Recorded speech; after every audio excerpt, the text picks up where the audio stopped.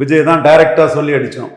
நீங்கள் ஆர்எஸ்எஸ் மானத்தை, பாஜகவின் மானத்தை காப்பாற்றின மோடியை தீய சக்தி இன்னும் ஊழல் பெருச்சாளி வாரிசு அரசியலின் மொத்த உருவம் ராகுல நல்லவர் வல்லவர்னு சொல்கிறீங்க. ஜனநாயகம் படம் 9 ரிலீஸ் ஆகாதுன்னு இன்னைக்கு 2 மாதமாயும் ரிவைசிங் கமிட்டி வந்து மெம்பர் லீவ் போட்டுட்டு ஊற்றி மூடிட்டு போயாச்சு. என்னமோ ஜனநாயகம் எப்படி போனி ஆக போகுது, என்ன போனி ஆக போகுதுன்னெலாம் தெரியல. ஓடிடி தளத்துக்காரன் வெட்டிங் படம் ஆயிரம் ஒன்றும் தேராதுன்னு அவன் ஓடுறான்.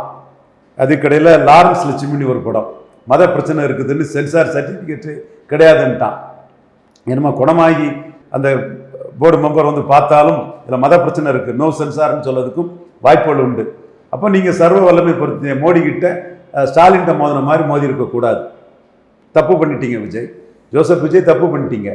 ஜானாரி கிருஷ்ணாய் போன்றவங்களோட தவறான ஆலோசனையில் தப்பு பண்ணிட்டீங்க. ஒன்று. அடுத்து இப்போ உங்களுக்கு 60 கேண்டிடேட்டுக்கு மேலே இல்லை.